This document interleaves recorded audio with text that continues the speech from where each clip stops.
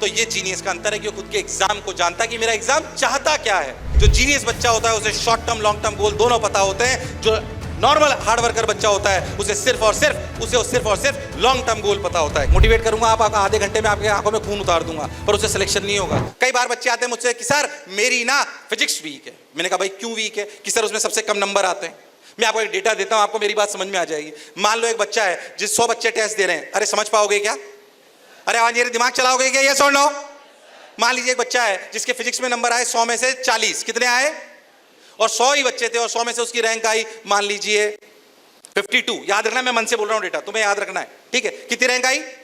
52। उसे केमिस्ट्री में नंबर आए 52, कितने आए? रैंक आई 61, कितनी आई? मैथ्स में उसके नंबर आए 45, रैंक आई 50, कितनी आई?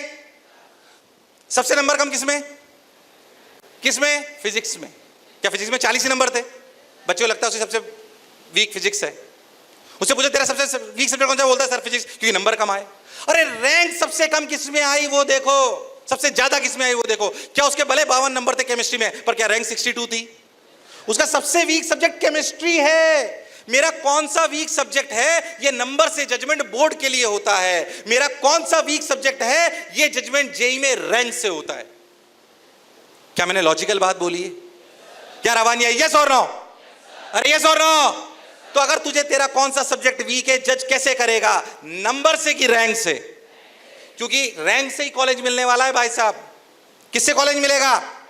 रैंक से। याद रखना। मैं आपको अच्छा एक और बात बताता हूं, मैं आपको ध्यान से सुनना। आपको एग्जांपल लेके बताता हूं, फिर आज मैं मोटिवेशन का, मैं स्ट्रेटेजी पे ज्यादा बात करता हूं आपसे। ध्यान सुनो और तुम्हारे मिथ तोड़ूंगा पुराने बहुत सारे। पहली बात, मैं मिथ तोड़ चुका हूं। क्या ये थ्योरी का एग्जाम है कि सवाल का? घर जाके 4 घंटे थ्योरी पढ़ने की जरूरत? 7 से 8 घंटे, 7 मतलब 70 से 80 सवाल आपको रोज करने आने? ये एग्जाम थ्योरी का है कि सवालों का? सवालों का एग्जामिनेशन है। मैं अपना कौन सा वीक सब्जेक्ट है कैसे जज करूंगा? नंबर से कि रैंक से? अच्छा, मैं आपसे बोलूं कि मान लीजिए बेटा आप दोनों का क्या नाम है? हाँ, अनुजा। प्रतिमा और अनुजा 2 लड़कियां हैं। प्रतिमा और अनुजा ने बोर्ड दिए। क्या दिए? बोर्ड दिए। 5 नंबर के बोर्ड में सवाल आते हैं। मान लीजिए 42 नंबर का 5 नंबर का सवाल था, प्रतिमा ने छोड़ दिया, और दूसरा अनुजा ने दूसरा सवाल था 43 नंबर का 5 नंबर का, वो भी इसने छोड़ दिया। क्या दोनों का 5-5 नंबर का लॉस हुआ? अरे कितने का हुआ? इन दोनों ने जेई मेन की तैयारी करी साहब। किसकी तैयारी करी? जेई मेन की। जेई मेन में क्या सही करने पे 4 नंबर मिलते हैं? गलत करने पे -1 साहब। ठीक है, प्रतिमा जी ने एक सवाल करा 41 नंबर का, उन्होंने अटेम्प्ट करा पर गलत हो गया। अनुजा जी ने 47 नंबर का सवाल करा, अटेम्प्ट करा और वो गलत हो गया। क्या दोनों के नंबर का लॉस हुआ? 5। कितना लॉस हुआ? कितना हुआ? क्या लॉस बराबर है? नहीं, ये अनर्थ है। तुम ऐसे सोचते हो तो ये लॉस बराबर नहीं है, क्योंकि लड़ाई मार्क्स की है ही नहीं, लड़ाई तो रैंक की है। अब मैं तुम्हें दूसरा डेटा देता हूं, ध्यान सुनना जो मैं कहना चाह रहा हूं। दूसरा डेटा सुनना। प्रतिमा और अनुजा दोनों लड़कियां थी, दोनों ने एक सवाल गलत करा। अब प्रतिमा का डेटा सुनो सवाल का। प्रतिमा ने जो 42वें नंबर का सवाल, 1 मिनट, क्या मेरी बात समझ आ रही है? ऊपर से जा रही है? सबको समझ आ रही है? अरे पक्की बात, इसलिए कह रहा हूं मिथ तोड़ूंगा मैं तुम्हारे। प्रतिमा ने जो सवाल करा 42 नंबर का, वो सवाल मान लो 1000 बच्चों ने करा था। कितनों ने? और 1000 में से 900 ने सही करा था और 100 ने गलत करा था। तो क्या प्रतिमा इस सवाल की वजह से 900 बच्चों से पीछे हो गई? कितनों से पीछे हो गई? अनुजा ने जो 47 नंबर का सवाल करा उसको भी 1000 बच्चों ने करा था, पर सही करा था मात्र 200 ने, और 800 ने। अनुजा कितने से पीछे हुई? तो लॉस किसका ज्यादा? किसका ज्यादा हुआ? हाँ, क्या मैंने लॉजिकल बात बोली है? क्योंकि लड़ाई मार्क्स की है ही नहीं भाई, लड़ाई किसकी है? किसकी है? हाँ सर, इसीलिए आपकी स्टूडेंट परफॉर्मेंस रिपोर्ट, अभी मैं जेसी सर की बात थोड़ी लगी, जैन चितौड़ा सर आएंगे, अभी आपके कंटेंट हेड जो एसपीआर पूरा समझाएंगे। आपकी स्टूडेंट परफॉर्मेंस रिपोर्ट में हर टेस्ट के हर सवाल पे लिखा हुआ होगा कि ये सवाल कितने बच्चों ने सही करा और कितने बच्चों ने गलत करा। जितने बच्चों ने सही करा, अगर आपने जो सवाल गलत करा वो 50% बच्चों से ज्यादा ने सही करा है, तो खुद का कान पकड़ लेना जोर से, क्योंकि जो सवाल 50% से ज्यादा बच्चे सही कर चुके हैं वो हमारा गलत हो जाए ऐसा संभव। क्योंकि लड़ाई मार्क्स की कि रैंक की? मार्क्स की रैंक की। क्या मैंने बिल्कुल सही बोला है? मैं अपना कौन सा वीक सब्जेक्ट है कैसे जज करूंगा? क्या बात समझ में आई है? मैं कैसे जज करूंगा कि मेरा कौन सा सवाल सही होना चाहिए, कौन सा गलत होना चाहिए? टफ सवाल जो 5% बच्चों ने सही करा, मेरा गलत हो गया, चलेगा। पर जो सवाल 50% से ज्यादा बच्चों ने सही करा, मेरा गलत हो जाए तो कान पकड़ लेना, क्योंकि उसमें मेरी रैंक 15 लाख से 7.5 लाख पे पहुंच गई। अरे ये सॉल्व नो यार, 15 लाख बच्चों ने जेईई मेन दिया था, इस बार दिया था कि नहीं दिया था? तुम्हारा टाइम पे संख्या 16 लाख हो जाएगी। अगर 50% से ज्यादा बच्चों ने दिया तो उस वाली रैंक में तुम 7.5 लाख के पार हो जाओगे। बोलो यस और नो। अवानिया यस और नो।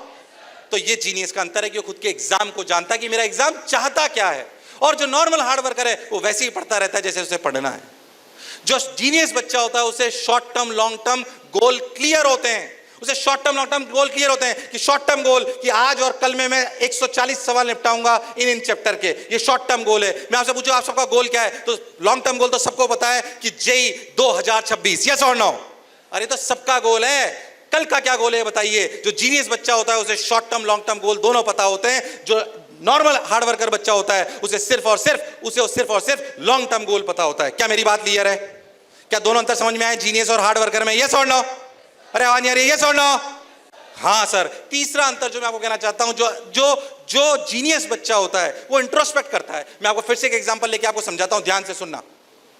आपको सबसे पहले हो सकता है अभी एनएलएम पढ़ाना चालू कराओ या काइनेमेटिक्स चालू कराओ, मुझे नहीं पता क्या चैप्टर चालू हुआ। मान लो वेक्टर आपको पढ़ाना चालू करा गया, वेक्टर आपको पढ़ाया 5-6 लेक्चर आपको वेक्टर पढ़ाया गया, वेक्टर को आपने अच्छे से पढ़ा, जैसे पढ़ाया, जो सवाल दिए वो आपने सवाल करे, जैसे आप क्लास में पढ़ते थे वैसे ही आपने पढ़ा, और फिर आपने सवाल करे जितने आपको करने थे। मान लीजिए 20 क्वेश्चन पर लेक्चर आपने करने थे तो आपने 7 लेक्चर के हिसाब से 140 सवाल करे, आपने सवाल करे, अब टेस्ट आया, वेक्टर के सवाल आए 10, आपसे सही हुए 6। कितने हुए? 6। ये पढ़ने की प्रक्रिया थी। अब दूसरा चैप्टर पढ़ाया गया, मान लीजिए काइनेमेटिक्स। क्या पढ़ाया गया? जैसे तुमने वेक्टर पढ़ा था वैसे ही तुमने काइनेमेटिक्स भी पढ़ा, लगभग उतने ही सवाल करे। तो जब काइनेमेटिक्स के 10 सवाल आएंगे तो सही कितने होंगे? 6। क्यों बढ़ेंगे तो बताओ? तुमने क्या नया करा वेक्टर से काइनेमेटिक्स पढ़ने के तरीके में? कुछ बदलाव करा क्या? जब बदलाव नहीं करा तो रिजल्ट में भी कोई बदलाव। So once you complete every chapter, you have to introspect yourself कि इस थ्योरी का कितना % मुझे समझ में आया, इसके कितने सवाल में कर पाया, कितने सवालों को मैं सही कर पाया, और अगर यही और करता तो मेरे सवाल और ज्यादा सही। क्या मेरी बात एकदम क्लियर है? यार आवाज नहीं आ रही है, यस और नो यार? अरे यस और नो यार? चिंता मत करो, मोटिवेट करूंगा तो मैं जानता हूं खुद को, मोटिवेट करूंगा। आप आधे घंटे में आपके आंखों में खून उतार दूंगा, पर उससे सिलेक्शन नहीं होगा। सिलेक्शन इससे होगा जो मैं कह रहा हूं। क्या मेरी बात क्लियर है? क्या काम की बातें? यस और नो यार? भाई आप समझिए, वहां पे डार्ट बोर्ड लगा हुआ है, वहां पे डार्ट बोर्ड समझते हो? वो रिंग्स वाला होता है जिसमें पॉइंट लगे होते हैं, बुलसाई हिट करनी होती है। आप मान लो एरो से मार रहे हो, अब आपने पहली बार एरो हिट करा, आउटर रिंग पे रिंग लगी, 10 नंबर आया आपके। अब अगर आप बिल्कुल उसी जगह से वापस तीर चलाते रहोगे तो क्या 10 ही पॉइंट आएंगे? अगर आपको बुलसाई हिट करनी है तो क्या अपने इस एंगल को थोड़ा बहुत चेंज करना पड़ेगा? अरे यस और नो? चेंज करोगे तभी क्या बुलसाई हिट करने के चांसेस होंगे? बोलो यस और नो?